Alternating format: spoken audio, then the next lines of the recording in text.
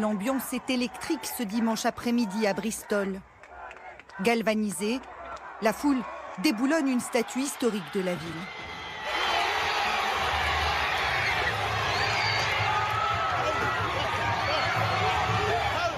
Dans le contexte des manifestations antiracistes, le bronze d'Edward Colston était devenu le symbole d'une Angleterre enrichie grâce au commerce d'esclaves. Le parlementaire du XVIIIe siècle aurait pris part à l'esclavagisme de plus de 80 000 Noirs. Sa statue a trôné dans une rue portant son nom pendant 125 ans, avant de finir au fond des eaux du port.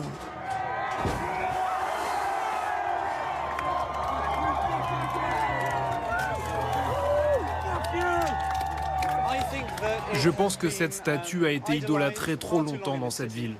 Des pétitions réclament qu'elle soit retirée depuis 1998. Moi, j'aurais aimé voir cette statue dans un musée. Mais finalement, qu'elle finisse dans la mer, c'est plutôt une fin méritée pour ce qu'il a fait. 2 jours plus tard, la statue de Christophe Colomb subit le même sort. Le navigateur est accusé d'avoir décimé les populations amérindiennes en important des microbes en Amérique et par ricochet d'avoir ouvert la porte à la main-d'œuvre d'esclaves africains. Depuis la mort de George Floyd, les mouvements de contestation antiracistes se multiplient partout dans le monde. Et la colère converge sur les symboles d'une suprématie qui serait étalée sur la place publique. Je pense que l'accumulation de siècles de violence et de haine produit ce genre de résultats. Si les autorités publiques avaient fait leur travail, elles auraient mis ces statues au musée. C'est là qu'elles ont leur place et on n'aurait pas eu besoin effectivement de les casser. Mais cette colère accumulée depuis des générations et des générations produit effectivement de la violence.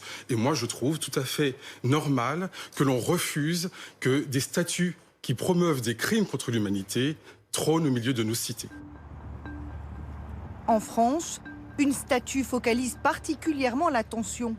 Sur les marches de l'Assemblée nationale trône Jean-Baptiste Colbert, ministre de Louis XIV, mais aussi à l'origine du Code noir, ce recueil réglant la vie des esclaves dans les colonies françaises.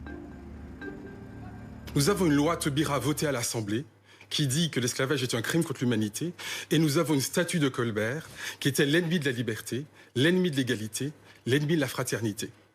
Nous avons une salle Colbert à l'Assemblée nationale, mais c'est absolument immonde. En Belgique, le débat a pris un temps d'avance. Une statue de Léopold II, souillée à la peinture rouge sang, a été retirée pour être nettoyée, mais elle ne retrouvera peut-être pas son socle. Je pense qu'il est temps de se poser sérieusement la question, mais pas dans un débat entre politiciens. Il faut des politiques, mais aussi des experts, des gens de la diaspora. Nous avons besoin de la parole de personnes qui connaissent la culture congolaise et plus largement africaine pour ouvrir ce débat sur le sort des statues coloniales, y compris concernant l'un de nos anciens rois, Léopold II. Faut-il déplacer les statues, réécrire l'histoire ou la contextualiser ? La statue en elle-même n'encourage rien, ne fait pas connaître. L'histoire, elle s'enseigne dans les écoles de la manière, elle célèbre aussi d'autres. Pourquoi il n'y a pas une statue de Toussaint Louverture à Paris? Pourquoi il n'y a pas des statues des grands combats de ceux qui ont combattu l'esclavage? Et même le monument lui-même, je voudrais finir, ne suffit pas. Il faut qu'il y ait un récit autour du monument, une histoire autour du monument. Sinon, vous passez à côté et vous n'y faites pas attention. D'autres monuments tremblent, ceux du cinéma notamment.